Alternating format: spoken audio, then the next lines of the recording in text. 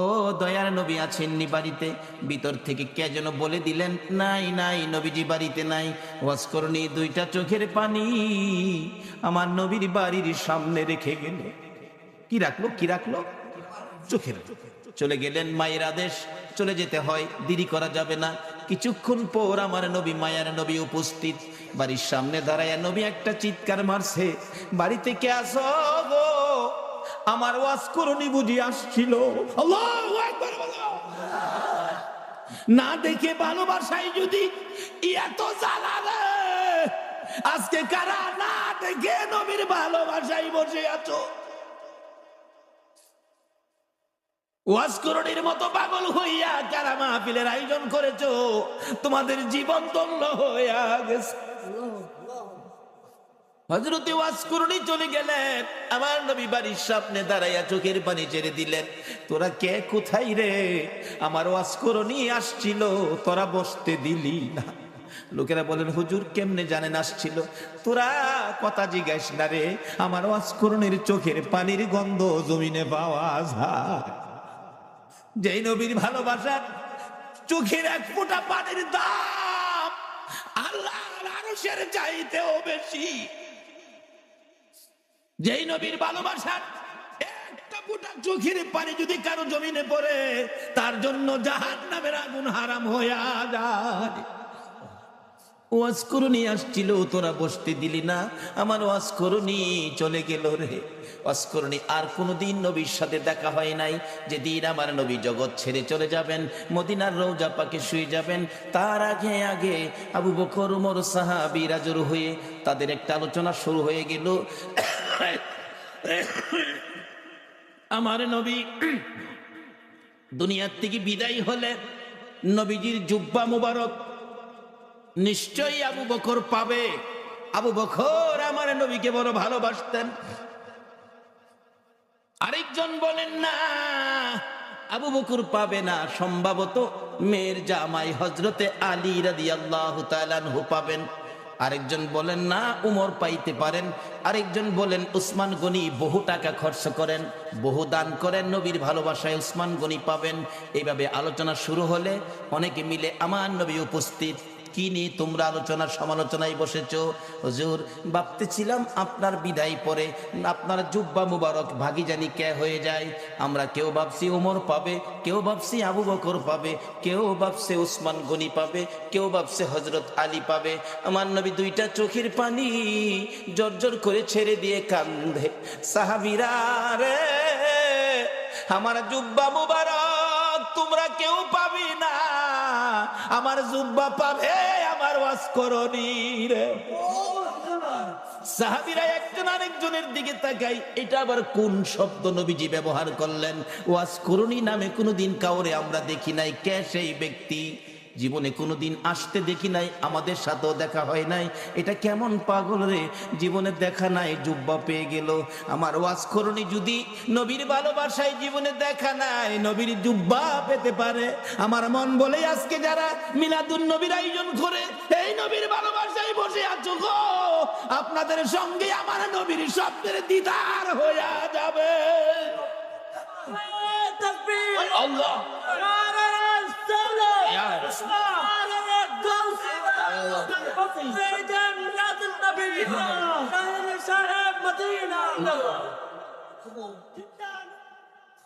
বাবারা, ভাইরা, হযরতে ওয়াজ করণীর জন্য আমার নবী জুব্বা বাজেট করেছে না দেখে ভালোবাসায়।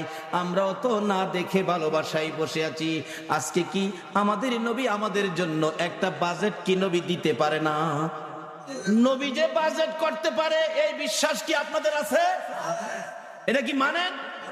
তাহলে আসেন, অনেক সময় আবার অন্যজনে প্রশ্ন করে বসবে এটার প্রমাণ কি নবী যে বাজেট দিতে পারে। বাস্তবে আসেন, একটা মদিনার ঘটনা। মদিনায় একটা নবীর আশিক ছিল। নবীর আশিকটা নবীজির রওজা পাকের পাশে পইরা থাকে, খায় না। মানুষে কয় তুই খাইতি না, মইরা যাবি তো? কয় খাইতাম না। কেন খাইতি না?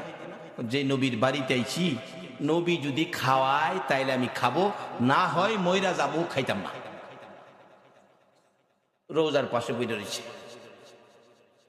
নবীজি স্বপ্ন যুগে একদিন বললেন, এই পাগল, তুই যে পাগলামি করতেছস, আমি খাওয়াইলে খাইবি, এখন কি আমার চুলাই কি রান্না হয়?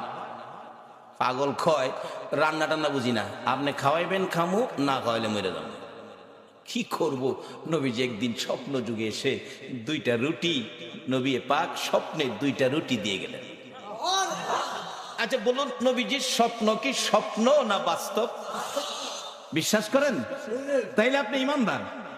যেই নবীর ওই রকম এক একজন ইমানদারের জন্য 10টা পৃথিবীর সমান একটা জান্নাতের বাজেট।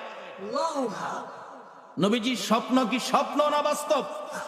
যদি কেউ নবীজিকে স্বপ্নে দেখেন, কোনো সন্দেহ নাই সরাসরি নবীকে দেখছে। কারণ নবীর সুরত ইবলিশ ধরার ক্ষমতা নাই। 2টা রুটি নবী দিলেন। অনেক সময় স্বপ্নে আমরাও তো কিছু পাই, কিছু খাই, এরকম হয় না? হয় না? এক বেচারা স্বপ্নে দেখে চিকন চাইলের পোলাও, দেশি চাউল, দেশি মুরগির রান দেওয়ার আগে হাই খাইতাছে, স্বপ্নে খুব খাইতাছে। এবার যে মুরগির রানের তে গোস্ত ছুড়াই তো টান দিছে না, হাত গিয়া বাড়ি অল্লি না হ লাগছে। বাড়ি অল্লি তো চিল্লানি মারছে, আমারে মাইরা লাইছে রে, মাইরা লাইছে। চিল্লানিতে কিন্তু হ্যার ঘুম ভাঙছে। ঘুম ভাঙছে পরে কই কি হয়েছে, কি হয়েছে? কই তুমি আমার নাক ভাঙ্গা লাইছে। কই দেখ নাক ভাঙলে ভাঙছে, যে একটা খাউন খাইছি। বাড়ি অন্য কই আমি পাশে এত খাউন খাইলে আমারে কইলা না কি খাইছি তো দেহি। তাড়াতাড়ি করে বাতি জ্বালাইছে, বাতি জ্বালাইয়া দেহে খাতা ছিঁড়া মুহ দিয়া ধুয়ে রাখছে। তা আমরা স্বপ্নের খাওন হইলো খাতা ছিঁড়া। বলুন, নবীজির স্বপ্নে দেওয়া কি খাতা ছিঁড়া? আসুন না সেই নবীর পক্ষে যাই। আল্লাহু আকবার বলুন। ওই আশিক বলেন, পাগল বলেন, আমি 2 রুটি পাইয়া স্বপ্নেই খাইতে শুরু করলাম। খাইতে খাইতে 1.5 রুটি খাইলাম। অর্ধেক রুটি হাতে আমার ঘুম ভেঙে গেছে। ঘুম ভাঙ্গার পরেও দেখি আল্লাহর কসম, নবীর দেওয়া স্বপ্নের রুটির 1.5 রুটি খাওয়ার পর অর্ধেক রুটি এখনো আমার হাতের মধ্যে আছে। বলুন, এই নবী এখনো উম্মতের কিছু দেওয়ার ক্ষমতা আছে কিনা? তাহলে আসুন সেই নবীর পক্ষে যাই, সেই নবীর দেখানো রাস্তাটার মধ্যে দাঁড়াই, তাহলে পাবো। নবীকে স্বপ্নে দেখলে এটা বাস্তব। একজন আল্লাহর ওলি, নামটা আমার খেলনায় খেলে আসতে বসবো, উনি স্বপ্নে দেখে নবীজির সামনে বসা। নবীজি এভাবে দাড়ি মোবারকে খাও যাইতেছেন, এমন সময় একখান দাড়ি মোবারক ভাঙ্গা জমিনে পড়ে গেছে। ওই আল্লাহর ওলি কই হাই হাই, নবীজির দাড়ি মোবারক জমিনে। তাড়াতাড়ি করে হাতে ধরে মুঠের মধ্যে নিয়ে আসছেন। ওনার ঘুম ভেঙে গেছে, দেখে ঘুম ভাঙার পরও হাতের মুঠ বন্ধ। মুঠ খুলে দেখে নবীজির দাড়ি মোবারক। ছিল স্বপ্ন, এখন বাস্তব। হাই হাই, নবীজির দাড়ি মোবারক কই রাখবো, কোথায় রাখবো? জায়গা, ভালো জায়গা কই আছে? এখন না পায়া মাথার টুপির মধ্যে দিয়া সিলাই করে মাথায় রাখে। ওই আল্লাহর ওলি বলেন, নবীজির দাড়ি মোবারক আমার মাথায় থাকার কারণে দিনের বেলা রৌদ্রের মধ্যে রাস্তায় বাহির হলে মেঘের টুকরায় এসে আমার মাথার উপর ছায়া দিত। আজকে সে নবীর পক্ষে যতদিন মুসলমান না যাবে, ততদিন পর্যন্ত বিপদ থেকে বাঁচতে পারবে না। বিপদ থেকে বাঁচার একটাই পথ, সেই পথটা হলো নবী মুহাম্মদুর রাসূলুল্লাহর পথ। যে নবী স্বপ্নে দিলে এখনো দিতে পারে, আচ্ছা সে নবীর পক্ষে আমরা যারা বসে আছি, নবীজিকে আমাদের কিছু দিতে পারে না? এই বলতেছিলাম, ওয়াজ করুনি নবীর ভালোবাসায় কি পাইতেছে দেখেন, আর আপনাদের জন্য কি বাজেন। আমার ওয়াজ করুনিকে আমার জুব্বা মুবারক তোমরা দিয়ে দিও। আবু বকর উমর প্রশ্ন করে বসলেন, হুজুর ওয়াজ করুনি কে, কোথায় থাকে, পরিচয় কি? আমার নবী চোখের পানি ছেড়ে দিলেন, ও আমার সাহাবীরা শোনো, ওয়াজ করুনি পরিচয় হলো নাম জিগাইলে নাম বলবে না, ঠিকানা জিগাইলে ঠিকানা বলবে না, কিন্তু বুঝবে কেমনে?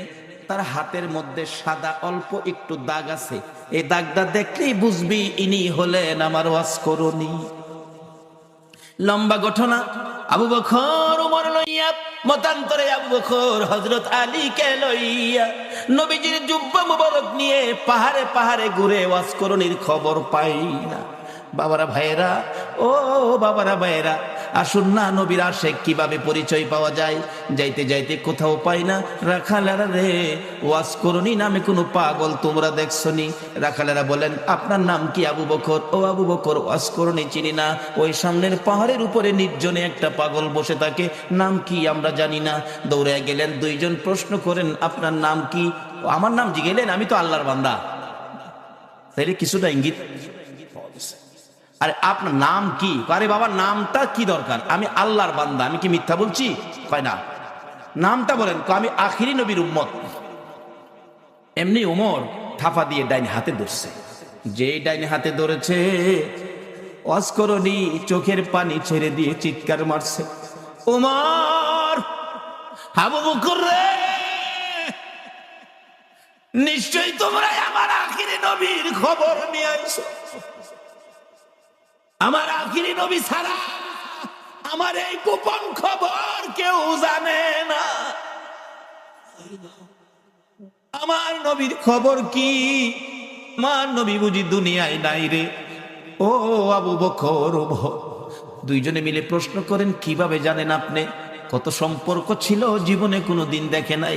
কারা গো এই নবীর মিলাদুন নবীর আয়োজন করেছো, নবীর ভালোবাসার রশি মদিনার সাথে লাগাইছো, নিশ্চয়ই তোমাদের সাথে একদিন আমার নবীর স্বপ্নের দিদার হয়ে যাবে।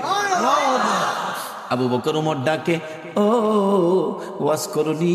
নাই রে, আমার নবী দুনিয়ায় নাই।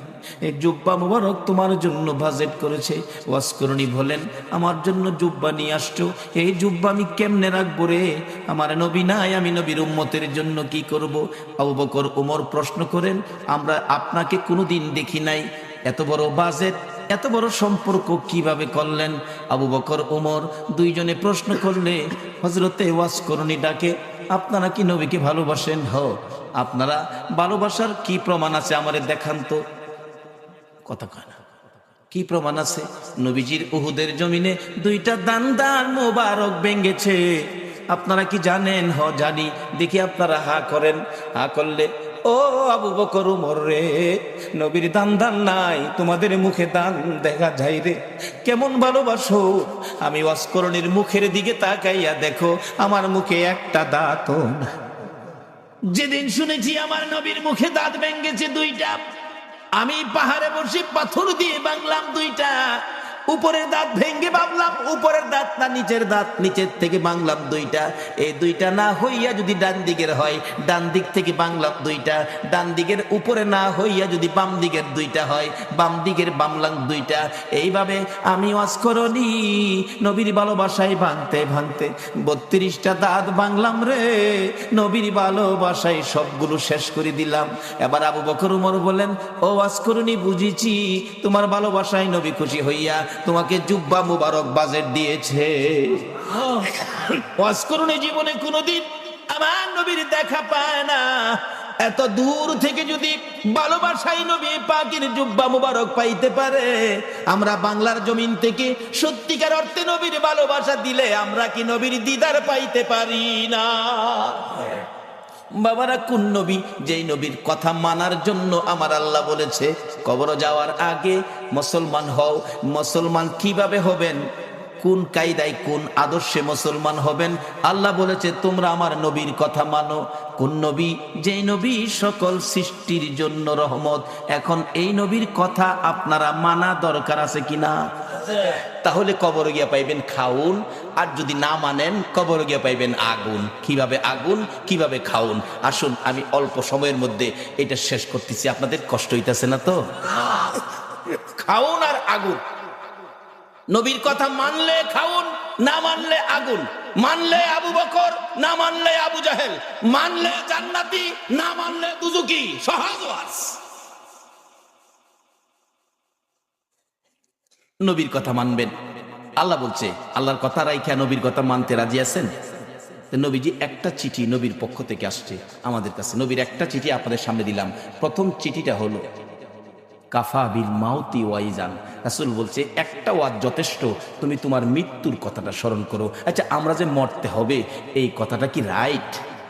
আল্লাহ তো বলছে, নবীও বলতেছে। আচ্ছা, মরার পরে যে কবরে যাবেন, কবরের জন্য কি কোনো রোজগার করছেন? বাড়ি গাড়ি কত কিছু করলেন, এগুলি যে রোজগার করে বাড়ি টাড়ি করলেন, কবরতে যাবেন, কবর রোজগার কি লইছেন? বাবারে যত সয় সম্পদ আছে, ময়রা দেখেন না, ময়রা দেখেন, যত সয় সম্পদ আছে আপনার মৃত্যুর পরে আপনার ছেলে মেয়েরা বাট করে নিয়ে যাবে, আপনারে একটা টাকাও দিবে না। ময়রা দেখেন, এও তো কথা, ময়রা আবার সাম কেমন, এও তো কতই। আসুন তাহলে একটা বাস্তবতায় যাই। এক বেচারা ময়রা দেখছি, এক বেচারা শুনছে কবরে গেলে আযাব হইব। হ্যাঁ কয় একদিন ময়রা দেহি কবর গিয়া, জীবিত বেড়া কবর গেছে, নিজেই কবর কুইরা রাত্রে কবরের উপরে দিয়ে সানি দিয়া ভিতরে বই রইছে, কি আযাব হয় দেখতো। ওয়ারেন্টের আসামি ধরতে পুলিশ যাইতেছিল, দারগা সাহেব যাইতেছে, দুই পুলিশ লইয়া এই যে রাস্তার কিনারে ফাও গেছে গা এই হের কবরের ভিতরে গেছে, পরে এমনি আঞ্জাদা ধরছে। পুলিশ ডাকতেছে, স্যার স্যার বিপদ দি কিছে, টর্চ লাইট লই আইন। টর্চ দেহে বাঙ্গা কবর ফাও গেছে, দেহে ভিতরে এক বেড়া বসা, হ্যাঁ রে মাথার চুলো ধরে টেইনের শেষ রায় তুলছে। কিরে কি? স্যার কবর বলে আযাব হইব, মৌলবীরা কয়, এর লেগে কবর বসলাম, দেখলাম কি আযাব হয়। কই আযাব নাই তো, খালি পুলিশে ভাড়া মারে।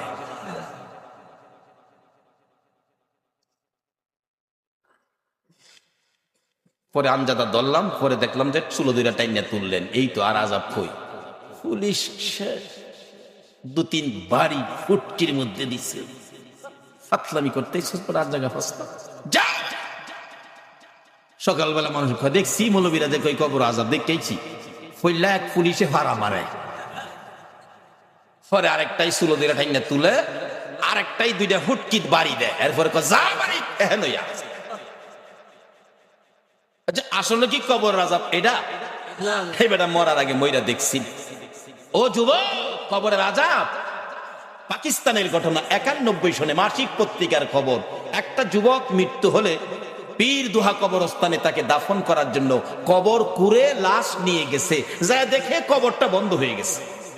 অর্থাৎ কবরে বুঝাইতেছে তোর মতো পাপীকে আমি রাখবো না। 91 সনের মাসিক পত্রিকা। ইমাম সাহেব ছিলেন আল্লাহর ওলি মানুষ। আল্লাহর ওলি আসনা দেশে, এখন তো ওলিদের মর্যাদা নাই, এখন ওলির দরকার পড়ে না, এখন ওলির কোন প্রয়োজন পড়ে না, যে যুগ পড়ছে। আবার মাঝে মাঝে দিহি পড়ে, যখন বন্যায় সারা দেশ পানির নিচে নাইগা, তখন দেখছি রেডিও সেন্টারে গান দেয়, ওলি আল্লাহর বাংলাদেশ, কয় না, শহীদ গাজীর বাংলাদেশ, তাদের হস্তে রহম করুন আল্লাহ। লজ্জা করে না তাদের হস্তে তাদের দোয়া যে দাও? বিপদে বললে বুঝি ওলি দরকার করে, এরপরে ওলি লাগে না। মুসলমানদের তিনটা শক্তি, একটা হলো তাওহীদ, আরেকটা হলো রিসালাত, আর একটা হলো বেলায়াত। বেলায়াতের শক্তির হাতগুলি কত পাওয়ার, এই হাতগুলি কেন বন্ধ করা হলো? এই জন্যই বাংলার মুসলমান বিপদে পড়লো। তার আগে নবীর চিঠি হাতে নেন, নবীর চিঠি, আর দুনিয়া মাজরাতুল আখিরা। বাবারে যুবক, দুনিয়ায় বন্ধুর চিঠি পাইলে 3 বার করে পড়ো বন্ধুর চিঠি। বান্ধবীর চিঠি পাইলে দরজা বন্ধ করে পড়ো। ওই নবীর চিঠি পড়ো যে নবী 63 বছর জিন্দেগি উম্মতি উম্মতি বলে কাঁদছে, এখনো সোনার মদিনায় শুইয়া শুইয়া আমার নবী 24 ঘন্টা উম্মতি উম্মতি বলে কান্দে। বলুন এই নবীর পক্ষে থাকা আমাদের দরকার আছে কিনা? বাবারা ভাইয়েরা, এই নবীর চিঠির মর্যাদা যদি দিতে পারেন ভাগ্য ভালো হয়ে যাবে। চিঠির মর্যাদা দিয়েছেন ওমরের জীবনী খুলুন, হযরত ওমর নবীর চিঠি নয়, নবীর আদুরের নাতি ইমাম হুসাইন রাদিয়াল্লাহু তাআলা আনহুর চিঠির মর্যাদা দিয়ে ওমরের জীবন তো ধন্য হয়ে গেল। হুসাইনের চিঠির মর্যাদা দিয়ে যদি ওমরের জীবন ধন্য হয়, নবীর চিঠির মর্যাদা দিলে বলুন আমাদের জীবন ধন্য হবে কিনা? ওমর নবীর চিঠি নয়, আদুরের নাতি হুসাইনের চিঠির মর্যাদা কিভাবে দিয়েছেন? হুসাইন ওমর যখন মদিনার রাষ্ট্রপতি, হুসাইন এবং উমরের ছেলে আব্দুল্লাহ দুইজন খেলাধুলা করতে যাইয়া এক পর্যায়ে হুসাইন বলে ফেললেন উমরের ছেলেরে, গোলামের বাচ্চা গোলাম। আব্দুল্লাহ কয়, হুসাইন আমারে গোলামের বাচ্চা গোলাম কইছেন? বুঝছেন আমার বাবা রাষ্ট্রপতি, বাগেরে থাপ্পড় দেয়, চিনেন না আমার বাবারে? বাড়িতে গিয়ে কয়, আব্বা ওমর কি? হুসাইন আমারে কয়, আমি বলে গোলামের বাচ্চা গোলাম, আপনি বলে বড় গোলাম, আমি বলে বাচ্চা গোলাম। উমর হাসে, কয় আব্বা আপনি হাসেন, বিচারটা করতে হবে। ওমর ডাকে, ও আব্দুল্লাহ, যার বিরুদ্ধে বিচার দিয়েছ তার বিচার করার ক্ষমতা আমার নাই। আব্দুল্লাহ, যেই নবী সেজদায় গেলে হুসাইন নবীর ঘাড় মুবারকে বসে থাকে, হুসাইন ঘাড় মুবারকে বসে থাকলে আমার নবী নামাজের তাসবিহ 5 বার 7 বার 9 বার 11 বার, হুসাইন নামে না। নবী চাইলেন নামাইতে, কেন? আল্লাহ নি প্রশ্ন করে বসে, বন্ধু গো, নামাজের সেজদায় গিয়ে নাতি কাঁধে লইয়া পড়ে আছো, নাতি পাইয়া কি আমি আল্লাহর কথা ভুলে গেছো? চাইছিলেন ঘাট থেকে নামাবেন, এমনি সময় আমার আল্লাহ বলেন, জিবরাইল রে, আমার বন্ধুর কানে খবর দে, হুসাইন আমার বন্ধুর ঘাড়ে বসা আছে, আমি আল্লাহর কাছে বড় ভালো লাগে, যতক্ষণ পর্যন্ত হুসাইন ইচ্ছা করে না নামবে রে, ততক্ষণ পর্যন্ত যেন আমার বন্ধু সেজদায় পড়ে থাকে। এই হুসাইনের বিচার করার ক্ষমতা আমি উমরের নাই। না বাবা, বিচার করতে হবে, যাও, জুমার দিন বিচার হবে মসজিদে নববীতে। ওমর রাষ্ট্রপতি মিম্বরে উঠে ঘোষণা দিলেন, হুসাইন আছেন? হ্যাঁ। আমার ছেলেরে গোলামের বাচ্চা গোলাম কইছেন? হ্যাঁ কইছি। তা আমি তো রাষ্ট্রপতি, আমি তো কোনো গোলাম না, আমারও গোলাম কইলেন, ছেলেরে বাচ্চা গোলাম কইলেন, কই গোলামি করলাম? ইমাম হুসাইন আঙ্গুল ইশারা করে বলে, ওমর, আমার সামনে বড় কথা কইেন না, আপনি কি আমার নানার গোলামি করেন নাই?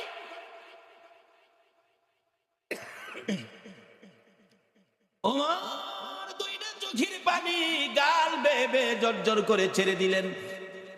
মসজিদে নববীর মুসল্লিরা রে, তোমরা কি শুনেছ হুসাইন আমাকে কি বলছে? শুনেছি। আমি বলে নবীর গোলামি করেছি। হ্যাঁ। হুসাইন পারবেননি এই কথাটা কাগজে লিখে দিতে? পারবো, আমি দেখছি যেটা পারবো না। আমার নানার গোলামি করেছে ওমর, তাই ওমরের ছেলেরে গোলামের বাচ্চা গোলাম গালি দিলাম। ওমর এই চিঠিখানি হাতে লইয়া ডাকে, মসজিদে নববীর মুসল্লিরা রে, আমি নবীর গোলামি করেছি, প্রমাণ দিয়েছে ইমাম হুসাইন, আমি ওমর আর কোথাও কোনো ভয় করি না। ওমর বলেন, হুসাইন বলেছে আমি নবীর গোলামি করেছি আর আমি ভয় পাই না, নবীর গোলাম হইয়া কবরে যাব। ও মুসল্লিরা, আমি উমর যদি মৃত্যুবরণ করি, হুসাইনের চিঠির মর্যাদা দিলেন ওমর, আমি উমর যদি মৃত্যুবরণ করি, আমার কাফনের ভিতরে ঢুকাইবার আগে হুসাইনের লেখা চিঠি রে, নবীর গোলামি করেছি, আমার হাতের মধ্যে দিয়ে, আমার হাতটা কাফনের মধ্যে দিয়ে দিও। আমার আল্লাহ কই, উমর রে, আমার নবীর আদরের নাতি হুসাইনকে ভালোবাসা দিলে, আমার নবী মদিনার রওজাত থেকে বলুন এই ভালোবাসার খবর পাইছে কিনা? হুসাইনের চিঠির মর্যাদা দিয়ে ওমরের অবস্থা কি?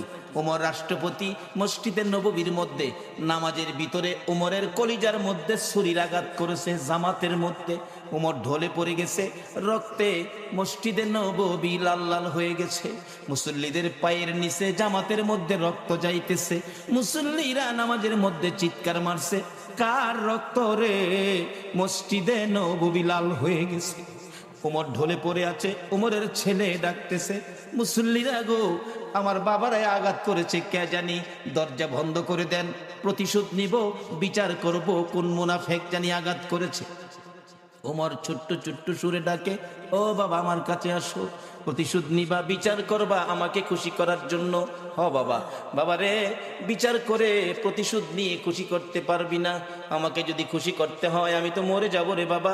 একটা কথা শোনো। কি কথা? ছেলে, নবীজির রওজার পাশে আমার ভাই আবু বকর ঘুমাইছে, আর একটা জায়গা খালি আছে রে ছেলে, আমাকে যদি খুশি করতে হয় মা আয়েশা সিদ্দিকার কাছ থেকে অনুমতি নিয়ে আসো, আমি উমরকে নবীজির পাশে নিয়ে শোয়াইতে পারো। নবীর পাশে যদি আমারে শোয়াইতে পারো রে, আমি ওমর খুশি হইয়া যাইব। অথচ তখনও তিনি রাষ্ট্রপতি, ইচ্ছে করলে গায়ের জোরে শুইতে পারতেন, কিন্তু ইসলাম কোনোদিন গায়ের জোর ব্যবহার করে না। নবীরে মানে সব বুঝে আসবে। দৌড়ে গেলেন উমরের ছেলে মা আয়েশা সিদ্দিকা, আমার বাবাকে ছুরির আঘাত করেছে, বাবার মৃত্যু হয়ে যাবে, বাবা কাঁদতেছে, নবীজির রোজার পাশে একটু জায়গা এখানে শোয়ার জন্য অনুমতি দেবেন? মা আয়েশা ভাবতেছেন, ইচ্ছে ছিল আমি এখানে শুইব নবীজির পাশে, এক পাশে আমার বাবা আবু বকর, আরেক পাশে আমি শুইব। উমর অনুমতি চাইলেন, কি বলবো, আচ্ছা আপনি এখন যান, আমি একটু পরামর্শ করি। উমরের ছেলে চলে গেছে, বাবা অনুমতি হয় নাই, তুমি আবার যাও, আবার যাও। আবার আয়েশা দেখে মা আয়েশা সিদ্দিকা নবীজির রওজার পাশে দাঁড়িয়ে আছে, প্রশ্ন রাখতেছেন, নবী গো, উমর আপনার পাশে শুইতে চাই, ইচ্ছে ছিল আমি আয়েশা আপনার পাশে শুইব। হুজুর বলুন কে আপনার পাশে শুইব? আমি আয়েশা না উমর? আমার নবী হুসাইনের চিঠির মর্যাদা দেওয়ার কারণে রোজার ভিতর থেকে নবী ডাকতেছে, আরে আয়েশা, আয়েশা রে, আমার উমরকে আমার পাশে শুয়ার অনুমতি দে। নবী ডাইকা ডাইকা পাশের বিছানায় শুয়াইলেন। নবীর আদরের নাতি হুসাইনের চিঠির মর্যাদা দিলে নবী যদি ডাইকা ডাইকা পাশে শুয়াই গো, এই নবীর চিঠির মর্যাদা সরাসরি দিলে বলুন বিপদে পড়লে নবী আমাদের পাশে আসবে কিনা? বাবারা ভাইয়েরা, মরতে হবে, মরার আগে আসুন রাস্তাটা ক্লিয়ার করি। নবীর চিঠির মর্যাদা দেই। নবী বলেছে কাফা বিল মাউতি ওয়াইজান, একটা চিঠি হলো একটা ওয়াজ যথেষ্ট, মৃত্যুর কথা স্মরণ। আরেকটা চিঠি হলো আদ-দুনিয়া ও মাজরাতুল আখিরা, এই জগৎ থেকে আখিরাতের বাজার আমাদের করতে হবে, কিন্তু দুনিয়ার বাজার করলাম, আখিরাতের বাজার নাই। মরে দেখেন আপনার কিছুই দুনিয়ার সঙ্গী নাই। আরে মা বাবার কথা মতো যে জন চলে না, বলুন মা বাবার কথা মতো যে জন চলে না, আল্লাহ নবীজির দয়া তারা পাবি না। হাইরে আল্লাহ নবীজির। মা বাবাকে দুঃখ দিলে নামাজে রোজা যাইবি ফলে, মা বাবাকে দুঃখ দিলে নামাজে রোজা যাইবি ফলে, মার কলি যায় আঘাত দিলে খোদা সহে না, মার কলি যায় আঘাত দিলে খোদা সহে না, আল্লাহ নবীজির দয়া তারা পাবি না। হাইরে আল্লাহ নবীজির। মা একটা চিৎকার মারছে, রে কবিরাজ আমি মা রাজি আছি। একজন শুধু রাজি হইছে, বলুন এই ব্যক্তিটা কে? জোরে বলুন কে? কোন মা রে? আমার নবী বলেছে এই মায়ের পায়ের নিচে তোমার জান্নাত। বাবারে, আর যাই করো না করো, মা বাবার মনে কষ্ট দিও না। মা বলেন কবিরাজ আমি রাজি আছি। কবিরাজ বলেন মা কেউ রাজি হলো না, আপনি কেন রাজি হলেন? মা দুঃখের কথাগুলো বুঝাইতে চাইতেছে, কবিরাজ রে, এই সন্তান যখন আমি মায়ের পেটে ছিল 10 মাস 10 দিন, কোন রাত সারা রাত আমি ঘুমাইতে পারি নাই, দাঁড়ায়া দাঁড়ায়া কাটাইছি। যেদিন বাবা দুনিয়ায় আসবে রে কবিরাজ, প্রথম দিনের ব্যথা সহ্য করেছি, কারো কাছে কই নাই। দ্বিতীয় দিনের ব্যথা জিহ্বা কামড়ায় সহ্য করেছি। তৃতীয় দিনের ব্যথা সহ্য করতে পারি নাই রে কবিরাজ, বেহুশ হয়ে গেছি। আমার শাশুড়ি মা দৌড়ায় আসছে, আমার বৌমার কি হলো? আশপাশি মুরব্বী মহিলাদেরকে দৌড়ায় জোর করেছে। মহিলারা বলছে ভয় পায়েন না, অন্য কিছু না, আপনার বৌমার সন্তানাদি হবে। তাহলে তোমরা আমার বৌমার মাথায় পানি দাও গো, আমার বৌমা বেহুশ হয়ে গেছে। কবিরাজ বালতির পর বালতি পানি মাথায় দিয়ে জ্ঞান যখন ফিরলে রে কবিরাজ, এত ব্যথা সহ্য করতে পারি না। আমি মুরব্বী মহিলাদেরকে বলেছিলাম সন্তানের প্রসব এত ব্যথা আমি আগে জানি না গো মা। ও মুরব্বী মা মহিলারা, আমার একটা দাও দাও, নিজের গলা নিজে কাইটা মৃত্যুবরণ করি, সহ্য করতে পারি না। দেখলাম মহিলারা দাও জাতীয় সবগুলো জিনিস ঘরের বাইরে ফেলাইয়া দরজা বন্ধ করে করে দিয়েছে। আবার বলেছিলাম, মহিলারা গো, আমার 2 টাকার বিষ কিনা দাও গো, সন্তানের প্রসবের এত ব্যথা আমি আগে জানি না। কবিরাজ মহিলার আমার মাথায় হাত বুলাইয়া বুলাইয়া বলছে, মা পাগলামি করিস না, সন্তানের প্রসব এই ব্যথার কষ্ট আমরাও করেছি, সন্তানের মা হইলে এই কষ্ট করতে হবে রে মা। আল্লাহরে ডাকো, আল্লাহ আল্লাহ করো। এক একটা ডাক মারতাম রে কবিরাজ, ব্যথায় অসহ্য হইয়া আল্লাহ গো কইয়া। এই ডাকগুলি যখন শুনে আমার আল্লাহ আরশে বসে বাজেট দিয়ে দিলেন। ফেরেশতারা রে, যে মা প্রসব ব্যথার যন্ত্রণায় আমার আল্লাহ গো কইয়া ডাক মারে রে, এক একটা ডাকের বিনিময় এক একটা কবুল হজের নেকি আমি আল্লাহ দান করে দিলাম। মার কষ্টের বিনিময় আমার আল্লাহ দেয়, আমরা সন্তানেরা দেই না। বাবারে, ভালোবাসতে পারেন নবীকে, মসজিদ বানাইতে পারেন, মাদ্রাসা বানাইতে পারেন, নামাজ পড়তে পারেন, রোজা করতে পারেন, হজ করতে পারেন, যাকাত দিতে পারেন, মুফতি মুহাদ্দিস মুফাসসির হইতে পারেন, মক্কা মদিনার ইমাম সাহেব যদি হয়ে যাও, এই মা বাবারে যদি কষ্ট দাও গো, আমার নবীর সুপারিশ নসিব হবে না। নবীর ভালোবাসার সাথে এই সম্পদগুলো পরিষ্কার রাখুন, মা বাবার সাথে সম্পর্ক ভালো রাখুন। আসলে মা আপন, নবীজি বলে গেছে, মার পায়ের নিচে জান্নাত, যার পায়ের নিচে জান্নাত, এর চেয়ে দামি মানুষ পৃথিবীতে আর নাই। এই মার দাম নাই, এই মার ইজ্জত নাই, এই মার কদর নাই, এই মার সম্মান নাই। তাহলে রোজগার কি করেছেন? নবীর চিঠি বাড়িতে নেন। নবী বলেছে, আর দুনিয়া ও মাজরাতুল আখেরা, দুনিয়াটা আখেরাতের বাজার। বাবারে, কবর সামনে, কার জানি কবে ডাক আসে। একটা কবরে রোজগার করে যাবেন, কবর গেলে পাইবেন খাউন, আর একটা কবরে যাবেন পাইবেন আগুন। 2টা পক্ষ, আগুনের পক্ষ আর খাউনের পক্ষ। এটাই হবে আমার শেষ কথা। আগুনের পক্ষ, একজন নবীজির সাহাবীর জীবনী, বদর প্রান্তরের উপর দিয়ে যাচ্ছিল, দেখে একটা বিশাল ব্যক্তি, সারা শরীরে আগুন দাউ দাউ করে জ্বলতেছে, হাতের মধ্যে আগুনের বেরি, গলার মধ্যে আগুনের জিঞ্জিল, পায়ের মধ্যে আগুনের জিঞ্জিল, 2 জনে ধরে রাখছে, আগুনের লাঠি দিয়া মারতেছে বদর প্রান্তরে। ওই লোকটাকে দেখে ডাকতেছে, ভাই আমার 1 গ্লাস পানি দাও, আগুনে পুড়ে আমার সব ছাই ছাই হয়ে গেছে। ওই 2 জন লোক বলতেছে, চলে যাও, পানি দিও না। নবীজির সামনে হাজির, ইয়া রাসূলুল্লাহ, বদর প্রান্তরের উপর দিয়ে আসতেছিলাম, এই ঘটনা দেখলাম, ব্যাপারটা কি, ঘটনাটা কি?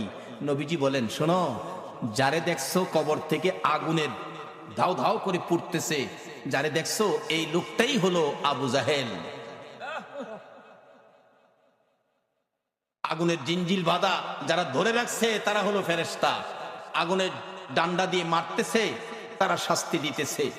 এইভাবে শাস্তি চিরকাল তার হবে কবরের মধ্যে। এই আগুন দাউ দাউ করে জ্বলবে।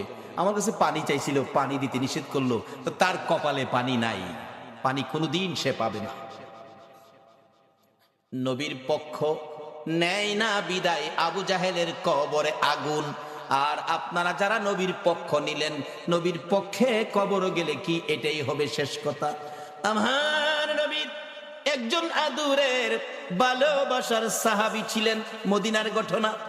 যেই সাহাবীটার নাম কিতাবে আসছে আসওয়াদ, আরবি হলো আসওয়াদ, বাংলা হলো কালো, কালামিয়া।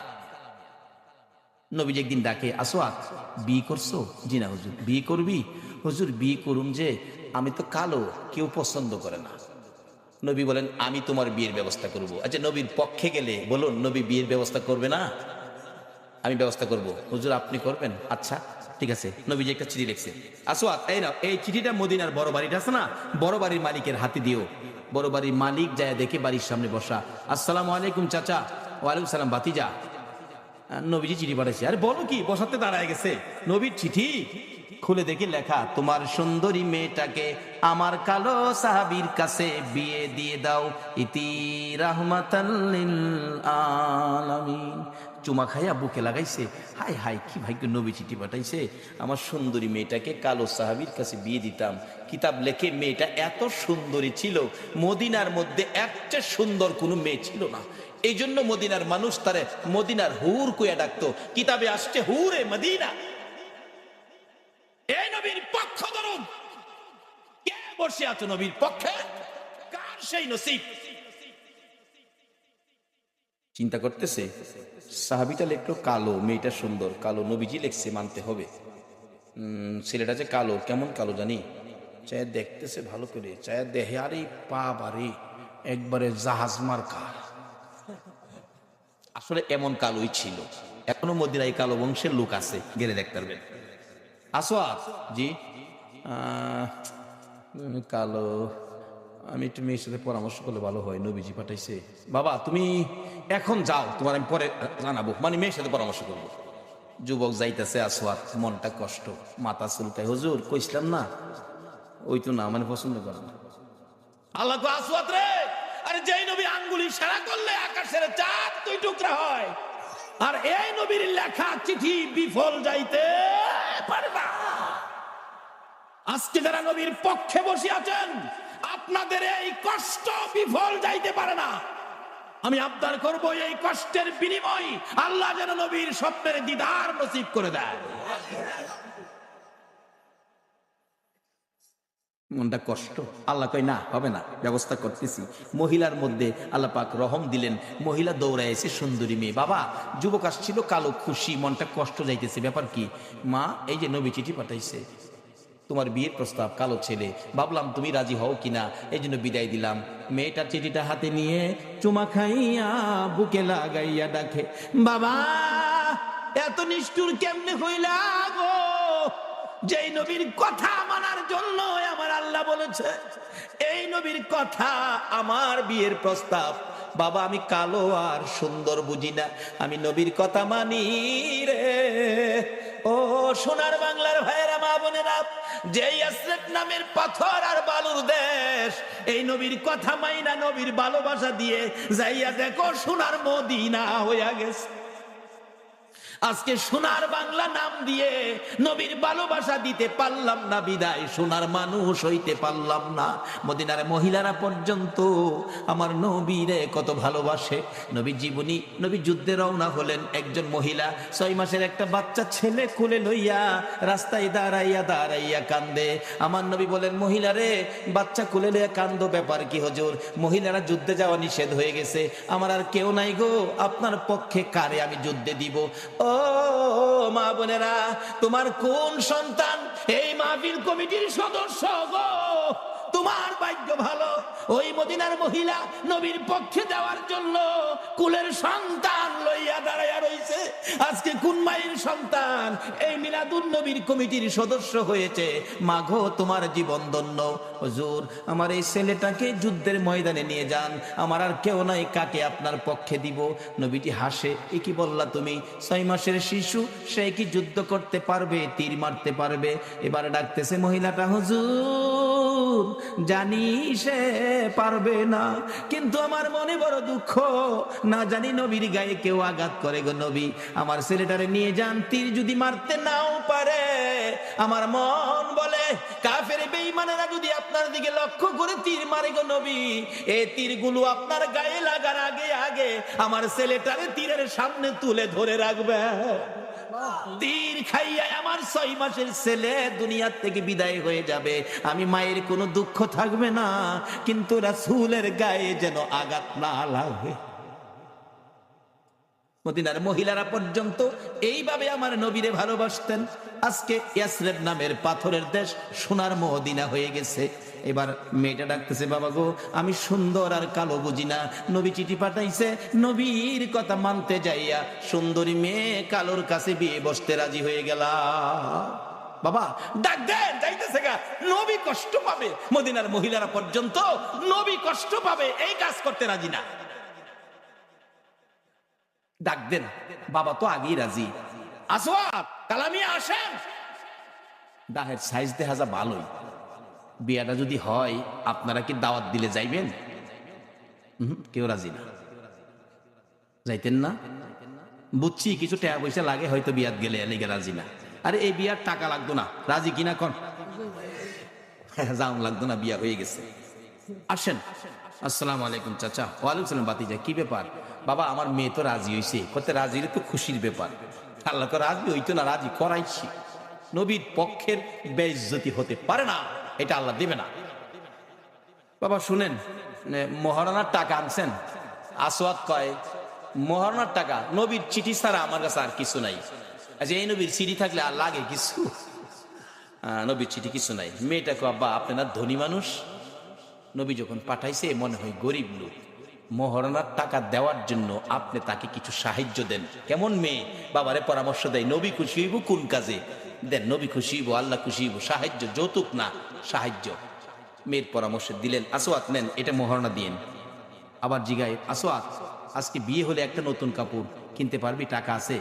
এমটি পকেট, একবারে খালি, কিছু নাই। দিবেন কিনা কন, না দিলে জামুগা সাহস। মেয়েটাকে, বাবা এটা পাগল, যাইতে দিয়েন না, নবী কষ্ট পাইবো। বাবা আপনারা ধনী মানুষ। কেমন মেয়ে, ও বাবারে পরামর্শ দেয়, ধনী মানুষ না আপনি, দেন না বাবা। একটা কাপড়ের টাকা দিলেন, মহারানার টাকাও বাবা দিলেন। লইয়া আসওয়াত মদিনার মার্কেটে বিয়ের বাজার করবে। কাপড়ের দোকানে ঢুকলেন, দোকানদার কাপড় দে, সুন্দরী মেয়ে বিয়ে করব, দেখেন কোনটা নিবেন কোনটা না। আসওয়াত দেখতেছে কোনটা নিবে কোনটা না। এমন সময় শুনে রে, রাস্তা দিয়ে কে যেন পাগলের মতো দৌড়ায়, এতিমের মতো কান্দে আর ডাকে, রে মদিনার দোকানদারেরা, ও মদিনার যুবকেরা, ও মদিনার সাহাবীরা, খবর পাইছো নি? আল্লাহর বন্ধু যুদ্ধের ময়দানে রওনা হয়ে গেছে। এমনি সময় যুবকেরা দৌড়াইয়া বাড়িতে গিয়ে যুদ্ধের পোশাক পরে তরবারি হাতে মার পায়ে সালাম করতেছে, মা গো বিদায় দাও গো মা। নবী বলে, যুদ্ধে গেছে, বিদায় দাও, দেখা হবে হাসরের ময়দান। দোকানদারেরা দোকান বন্ধ করতেছে, দোকানদারি করবে না। আসওয়াত নিজেকে নিজে প্রশ্ন করে, ও আসওয়াত, নবী বলে যুদ্ধে যাইতেছে, তুই কি এখন যুদ্ধের বাজার করবি না বিয়ের বাজার করবি? মন ফাইসালা দিলেন, নবী যুদ্ধে যাবে, বিয়ের বাজার করব না।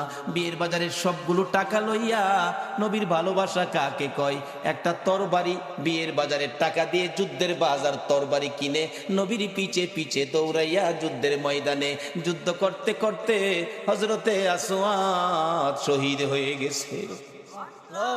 যে যুদ্ধে 70 জন সাহাবা জীবন দিয়েছে, আমার নবী যুদ্ধ শেষে ডাকতেছেন, সাহাবীরা রে, আমার শহীদদেরকে দাফন কর, গোসল দিস না রে, রক্ত মাখা জামা গুলো পাল্টাস না, রক্ত মাখা জামা সহ দাফন করে দে। আমি নবী হাসরের ময়দানে আমার আল্লাহরে দেখাবো আমার উম্মতেরা কত পাগল ছিল। সেই নবীর ভালোবাসায় কারা বসে আছে? আমার নবী দাফনের নির্দেশ দিলে 69 জনকে রক্ত মাখা জামা কাপড় সহ দাফন করা হলো। 70-এর মাথায় দূরে পড়ে আছে হযরতে আসওয়াত। নবী বলেন, সাহাবীরা রে, আমার আসওয়াত বিয়ে করতে গিয়েছিল, এই ময়দানে দেখা যায়। একজন বলেন, হুজুর আমি দেখেছি, বিয়ের বাজারের টাকা দিয়ে আপনার কথা শুনে যুদ্ধের বাজার করে জীবন দিয়ে ফেলেছে। আমার নবী বলেন, কাছে যাইয়া দেখি নতুন তরবারিটা হাতে চিত হয়ে পড়ে আছে, জিহ্বাটা বাহির হয়ে কপালে লাইগা রইছে, কলিজাটা বাহির হইয়া থরথর করে কাঁপতেছে। আমার নবী ডাকে, আসওয়াত রে, মদিনার হুর নিলি না, নবীর ভালোবাসায় জীবন দিলি রে, কলিজা দেখাইয়া বিদায় হইলি, মাবুদ আমার আসওয়াত রে কি দিবা গো আল্লাহ। নবী বলেন, আমি কবরের পাশে দাঁড়িয়ে আছি, আসওয়াতের লাশটা ধরে ধরে নিয়ে আনতেছি কবরে দেওয়ার জন্য। নবীজি কবরের দিকে তাকাইয়া মুস্কি মুস্কি হাসতেছেন। সাহাবীরা বলেন, ইয়া রাসূলুল্লাহ, এই কবরের দিকে তাকাইয়া মুস্কি মুস্কি হাসেন কারণ কি? আমার নবী বলেন, সাহাবীরা রে, আমি যা দেখি তোমরা তা দেখো না, আমি যা জানি তোমরা তা জানো না। হুজুর কি দেখে হাসলেন আমরা জানতে চাই। আমার নবী ডাকে, সাহাবীরা রে, আমার আসওয়াত মদিনার হুর ফালাইয়া আমি নবীর ভালোবাসায় বিয়ের বাজারের টাকা দিয়ে যুদ্ধের বাজার করে জীবন দিয়ে কবরে রওনা হয়েছে। আমি তার কবরের পাশে দাঁড়াইয়া দেখি রে, মদিনার হুরের পরিবর্তে রে আসওয়াতের কবরে জান্নাতের হুর পাঠাইয়া দিছে। একটা পক্ষ হলো জান্নাতে খাউন, কবরের মধ্যে জান্নাতের হুর, আর একটা পক্ষ হলো কবর আগুন।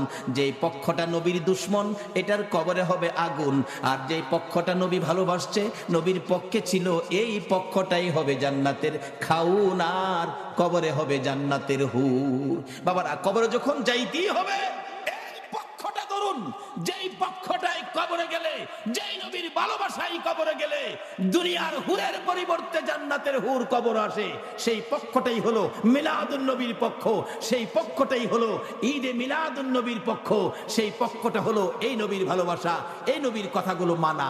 আল্লাহ আমাদের সকলকে এই নবীকে ভালোবাসা, এই নবীর কথা মানার তৌফিক দান করুক। সকলে বলুন আমিন। আসুন দেখি কার ইমানি শক্তি কত। ওই নবীর উপর দুরুদ সালাম মদিনা পাঠাইতে আপনারা কে কে রাজি? আসুন নবীর উপর দুরুদ সালাম মদিনা পাঠাইয়া নবী সালাম রব্বির হামহুমা কামা রব্বায়ানি সগীরা। রব্বুল আলামিন জান্নাতের বাগানে বসে জান্নাতি মেহমান লইয়া তুমি যার প্রেমে সব বানাইছো, ওই নবীর আশেক পাগল লইয়া বাংলার জমিন থেকে দুরুদ সালাম মদিনা পাঠাইছি গো আল্লাহ। আমাদের দুরুদ সালাম গুলো পাখির মতো উড়াইয়া উড়াইয়া দয়ার নবী মায়ার নবীর রওজা আতহারে পৌঁছাইয়া দাও। আল্লাহ গো মিলাদুন নবীর উসিলাই, আজকের মাহফিলের উসিলাই, দুরুদ সালামের উসিলাই আমরা যারা হাত বাড়াইছি আমাদের তামাম জিন্দিগির গুনাহগুলো ক্ষমা করে দাও। মাবুদ জানি দুনিয়ায় থাকবো না, আমাদের আগে যারা আসছিল সবাই বিদায় হয়ে গেছে, কবে জানি আমরা বিদায় হয়ে যাই। জানি পৃথিবীতে থাকবো না, তারপরেও শয়তানের দোকাই পড়ে দুনিয়ার মায়ায় পড়ে যত গুনাহ করেছি সবগুলো গুনাহ এই মাহফিলের উসিলাই মাফ করে দাও। আল্লাহ গো মাফ যদি না করো, কবে জানি মৌতের চিঠি দিয়ে আজরাইল পাঠাইয়া দাও। কবে জানি কার বিছানা খালি হইয়া যায়, কবে জানি বড় বাড়ি বড় ঘর সুন্দর বিছানার থেকে চারজনে দৌড়ে দৌড়ে টাইনা টাইনা বাহির করবে। উঠানের কিনারে পর্দা টানাইয়া উত্তর দিকে মাথা দিয়ে শুয়াইয়া নাকে কানে তুলা লাগাইয়া রে বড়ি পাতার গরম পানির জীবনের শেষ গোসল করাবে। আদুরের সন্তানেরা বারিন্দায় দাঁড়ায়া দাঁড়ায়া ডাকবে, বাবা গো পর্দার ভিতরে কিসের গোসল করো গো বাবা।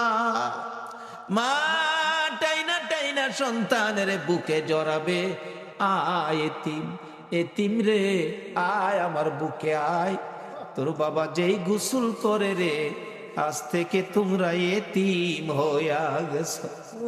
মউত কত এতিম দেখি রাস্তায় রাস্তায় দাঁড়ায়া কান্দে।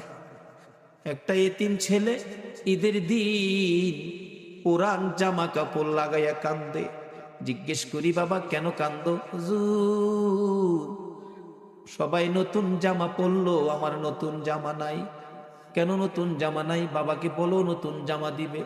ছেলেটা কান্দে, হুজুর আমার বাবা নাই, আমি এতিম গো এতিম, একটা জামা কিনার মতো আমার কেউ নাই গো। ও এতিম রে এতিম।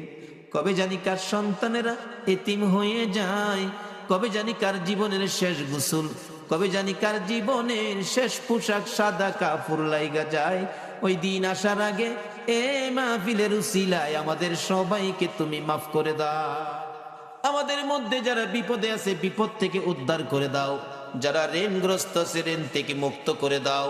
আল্লাহ গো ও আমার আল্লাহ, যাদের ছেলে নাই ছেলে দাও, যাদের মেয়ে নাই মেয়ে দাও, যাদের ছেলেও নাই মেয়েও নাই ছেলে মেয়ে দিয়ে তাদের কলিজা ঠান্ডা করে দাও গো আল্লাহ। মাবুদ আমাদের মধ্যে যারা নামাজি নামাজ কবুল করে নাও, যারা নামাজ পড়ে না নামাজের বুঝদান করে দাও, যারা ব্যবসা করে ব্যবসায় বরকত দাও, যারা চাকরি করে পদোন্নতি দান করে দাও, যারা গৃহস্থী করে জমির ফসলে বরকত দাও। আল্লাহ গো যারা মক্কা মদিনা যাওয়ার পাগল, পাখির মতো উড়াইয়া মক্কা আর মদিনা লইয়া যাও গো আল্লাহ। মাবুদ যারা বিদেশ থাকে সকল বিদেশি ভাইদেরকে হেফাজতে রাখো গো আল্লাহ। যারা বিদেশ যাবে তাদের মনের আশা পুরা করে দাও গো আল্লাহ। খাস করে আজকের মাহফিল কমিটি সোনার ছেলেদেরকে তোমার নবীর পক্ষে কবুল করো গো আল্লাহ।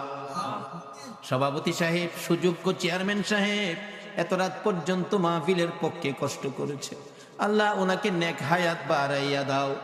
এই পর্যন্ত যারা মাহফিলে মিলাদুন নবীর পক্ষে কষ্ট করে বসে আছে গো, সবাইকে তোমার নবীর স্বপ্নের দিদার দেখাইয়া দিও গো আল্লাহ। তোমার নবীর স্বপ্নে না দেখাইয়া কারু গায়ে সাদা কাফন লাগাইও না গো আল্লাহ। আল্লাহ মিলাদুন নবীর পক্ষে যারা বসা সকলকে তুমি আফত বিপদ আযাব গজব অ্যাক্সিডেন্ট বা মুসিবত শয়তানের শয়তানি দুশ্মনের দুশ্মনী হইতে বাঁচাইয়া রহমত বরকত শান্তি দ্বারা ভরপুর করে দাও গো আল্লাহ।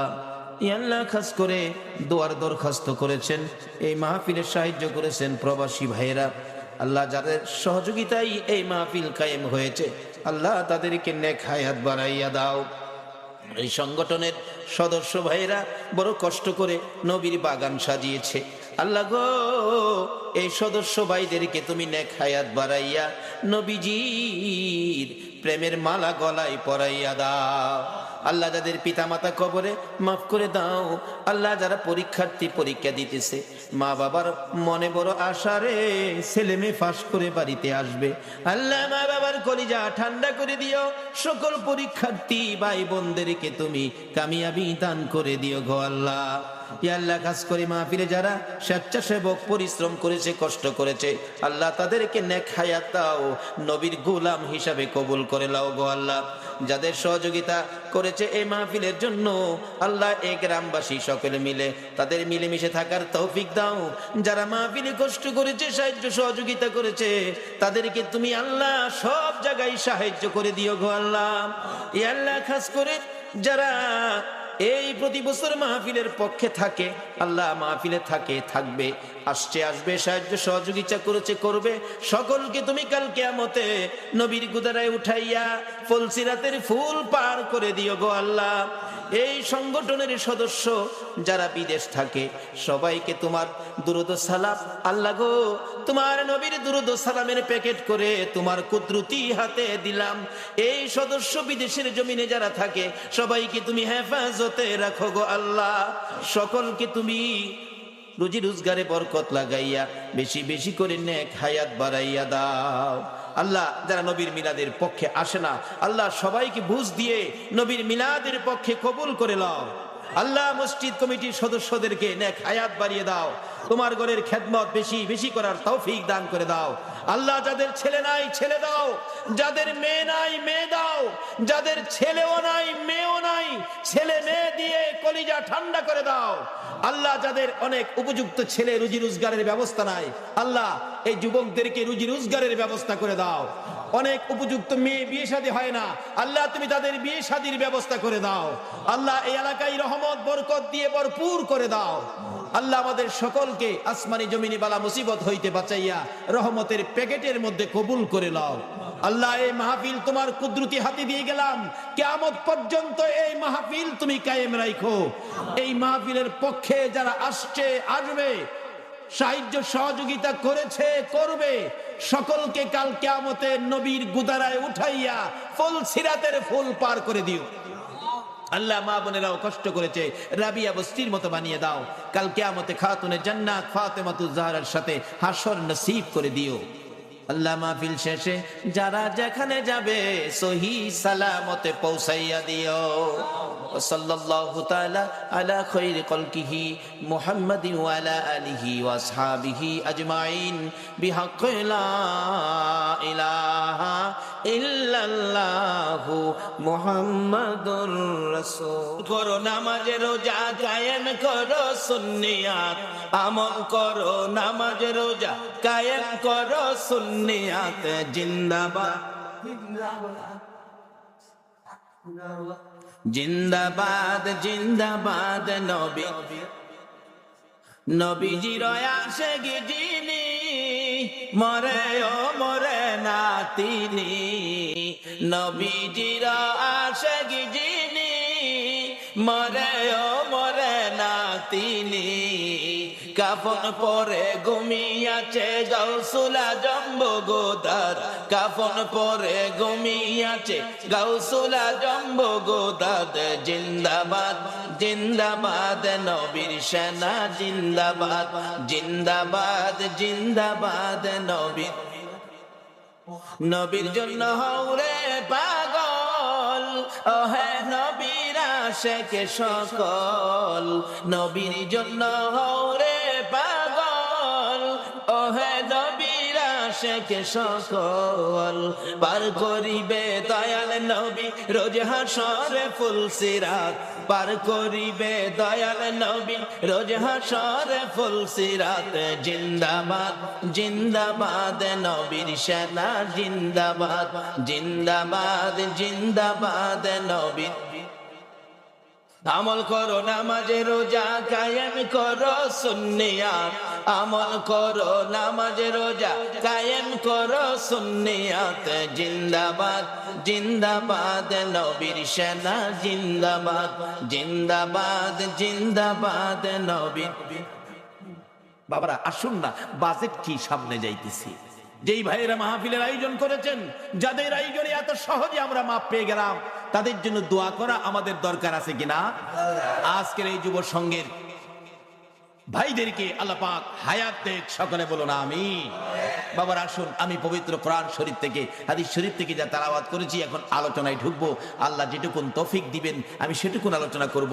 আসুন আলোচনায় যাই, তার আগে একটু মহব্বতে দুরূদ শরীফ পড়ুন, আলোচনায় ঢুকে যাব। আল্লাহুম্মা সাল্লি আছো বুঝিনা তোমার মায়ায় কান্দে নবী, তোমার মায়ায় কান্দে নবী, শুয়ে সোনার মদিনা।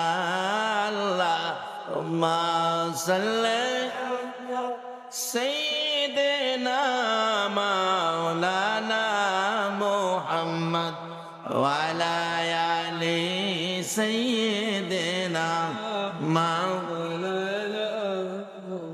بلغ العلا بكماله كشف الدجى بجماله حسنت جميع خصاله صلوا على বাবারা ভাইয়েরা আসুন, আমি আলোচনায় ঢুকলাম। পবিত্র কোরআন শরীফ থেকে আমার সর্বপ্রথম তেলাওয়াত ছিল কুল্লু নাফসিন যায়িকাতুল মাউত। আপনারা কি আল্লাহর কোরআন শরীফ মানেন? সবাই মানেন তো? আল্লাহ আপনাদের উদ্দেশ্যে ঘোষণা দিলেন, সকল প্রাণীর উদ্দেশ্যে, কুল্লু নাফসিন যায়িকাতুল মাউত, সকল প্রাণী একদিন মৃত্যুর কোলে ঢলে পড়বে। আচ্ছা, আমরা সকলের একদিন মরতে হবে, এই কথাটা কি রাইট? এই ঘোষণাটা কে দিলেন? কোন আল্লাহ? যার জমিনে থাকি। এটা আসলে উনিই দিতে পারেন, যিনি জমিনের মালিক। যেমন বাস্তব আসেন, আপনার 3টা বাড়ি আছে চট্টগ্রাম শহরে, ভাড়া দিয়ে রাখছেন।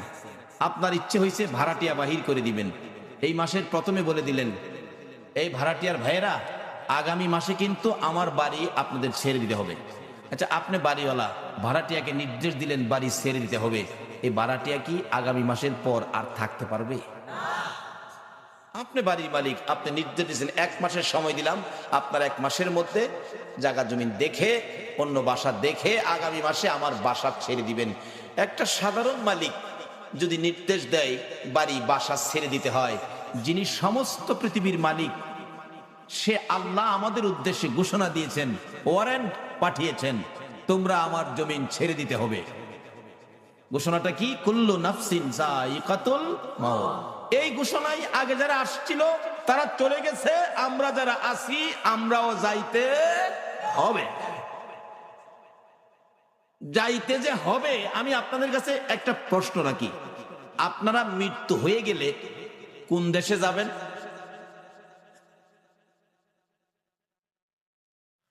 কবরে যাবেন না? আখেরাত তো এখন না, আখেরাত তো বহু দূরে। প্রথম কই যাবেন? সবাই বলুন কই? আচ্ছা, কবরে যে যাবেন, কবরের অবস্থা কি জানেন? আমি যে বললাম 2টা লাইন আছে, একটা লাইনে যদি কবরও যাইতে পারেন তাইলে কবর পাবেন খাউন খাউন। কোরআন শরীফে বলছে আল্লাহ, বাল আহিয়াউন ইনদা রাব্বিহিম ইরযাকুন। আল্লাহু আকবার বলুন। একটা লাইনে কবরে গেলে পাইবেন খাউন, আর একটা লাইনে কবরে গেলে পাবেন আগুন। আপনারা কি আগুনের লাইনে যাবেন না খাউনের লাইনে যাবেন? সবাই কি খাউনের পক্ষে? তাইলে মৌলবীরা দোষ দিয়েন না, খালি মৌলবীরা খায়। আপনারা সবাই কিন্তু খাউনের পক্ষে, কি ঠিক নেই? আমরা এমন একটা লাইন ধরবো যে লাইনটাই কবরে গেলে খাউন, আর যে লাইনটাই কবরে গেলে আগুন। এটার থেকে আমরা আল্লাহর কাছে পানা চাবো। রাজি আছেন তো? তা আসুন, এই কবরে যখন যাইতেই হবে, লাইন দুইটা রাখলাম, আসবে পরে কোন লাইনে আগুন কোন লাইনে খাউন। অবশ্য কবরে কিন্তু যাইতেই হবে। কি যে কোর্ট থেকে ওয়ারেন্ট, এই কোর্টের রায় অমান্য করার ক্ষমতা পৃথিবীর কারো? আমাদের তত্ত্বাবধায়ক সরকার পারবে অমান্য করতে? জাতিসংঘের মহাসচিব পারবে? বুশে পারবে? এর বাফে পারবো? এর বাফে পারে না, এই গেছে গা। এমন এক কোর্টের রায়, কুল্লু নাফসিন যায়িকাতুল মাউত, সকল প্রাণী মৃত্যুর কোলে ঢলে পড়বে। তাইলে আসুন আমরা